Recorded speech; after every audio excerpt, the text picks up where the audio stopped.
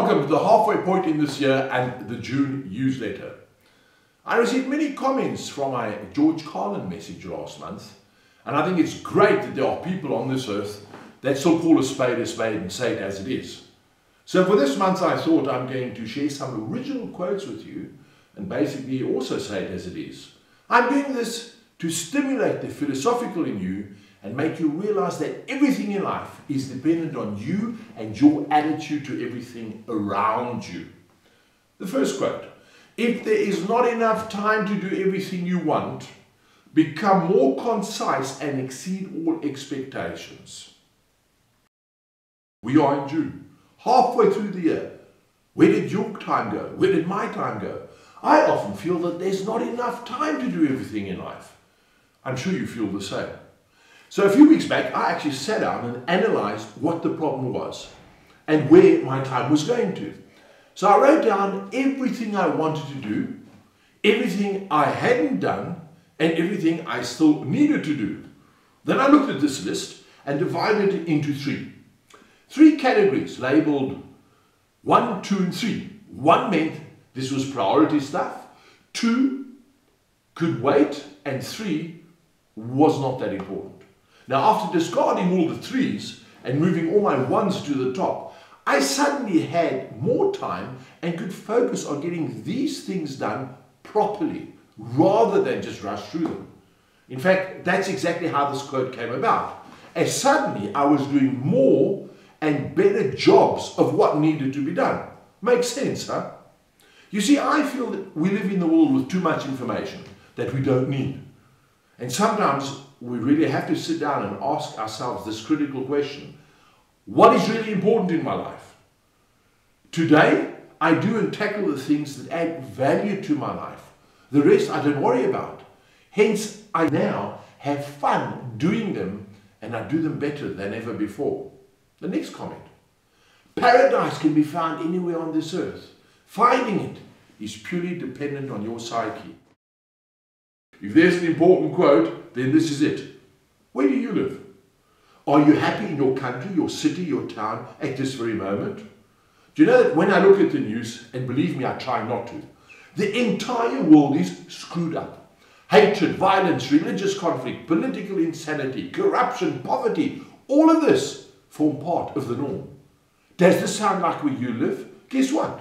It's like that where I live too. And in fact, that's the reality of anywhere on this earth. Now, once you realize that your situation is not unique and that you are not alone in your frustration, only then can you shift your mindset and do something about it. You see, this is the crux of the matter. It is your state of mind. That is why you find people that are content and happy in the middle of the desert. You see, your happiness cannot be defined by materialistic items such as your car, your home, your social status, your cell phone. Contentment, which by the way is the foundation of happiness, can only be found by being happy with yourself. In other words, by controlling your own state of mind. I mentioned this last month. You are responsible for your own thoughts. Control them and don't let outside factors influence you. Believe me, I know it's hard, but you know what? Just having the awareness of this will change your happiness, and paradise is then dependent on your own state of mind, and that is already the first step in finding it. This brings me to one of my favorite original quotes. A tree never tries to compete with a tree next to it. It just grows. You see, right now you may be asking how to control your own state of mind. Well, if you look at how we've been brought up in this world, it's all about competitiveness, being socially accepted and fitting in. In my opinion, a messed up state of mind. You see, I feel that competitiveness, this factor, has also resulted in a lot of hatred, jealousy, and issues in the modern world today. So, for a short moment, I want you just to imagine if humanity was not competitive, and instead of backstabbing and trying to be better than others, we all just became content with who we are and concentrated on our talents that allowed us to grow from here. Can you imagine that? In other words, like the trees in the forest. No one is competing to be the biggest and the best. Yet that entire forest is one heck of a magical place, and every tree grows to the best of its ability. There are various sizes of trees, and everything lives in harmony. Pure beauty, if you ask me.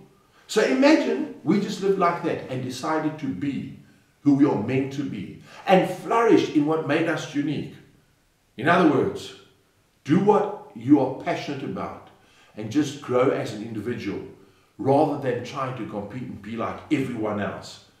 How do you think the world would be? It's just a thought. And that brings me to my next quote. If you want to make a difference in the world, be different. Nothing much I can add here. Believe in yourself so that you can be different and stand out. Guess what? Life starts having more meaning. Sooner or later, you will reach a point in life where you will question your existence. At this point, you will either be happy or you will regret things in your life. Again, if you've been different and followed your passion, you will have a reason to be happy and content. And if you didn't, there's only one person to blame, you. You can be different, you can change. Don't dream about it, do it now. You know that it's much easier to dream about it than achieve it.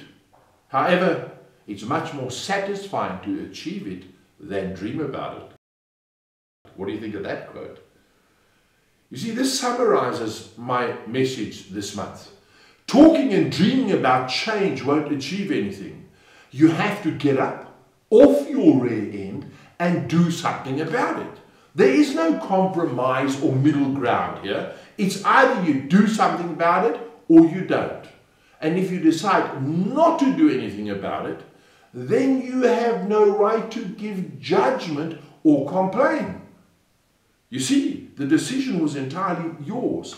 It wasn't the fault of your parents, the vicar, the government, or your social circumstances. It is you. Hard but true. I'm sure many of you don't like what I've just said and feel I don't understand what you are going through right now. Reality check. Most people in the world are feeling the changes right now. We do not live in a world of peace and respect. People will walk over you. Cruelty does exist. Others do not care about your feelings. Governments will try and manipulate and control your every move. You have two choices. Accept this or don't. Either way, I doubt the world will change anytime soon. Therefore, the only thing you can do is create a change within you. By not doing anything, you are allowing the world to carry on in the state it is. But by deciding that you will not accept what is happening and that you will go out and follow your dreams, have fun, be respectful and try to make the world a better place, you will not only give your life meaning, but the lives of others as well. You will be the instigator of that change, and whether you achieve all your dreams or not. At least you will have gotten up, taken that first step, and changed the current mindset. That alone is reason to change your attitude. And if you don't know how to start, then try living like a photographer who focuses on the unique, who captures the unforgettable moments and develops from the negatives. Makes sense, doesn't it? Remember, if you want to make a difference in the world, be different. It does take discipline, and a character of discipline is not an oddity in life. It is the foundation of greatness. Many people ask me whether I would prefer to be pretty, rich, or popular. Do you know what I reply? I want to be happy. They question my logic, and I question theirs. Think about that. I want you to have an awesome June, and I'll chat with you again next month. Cheers.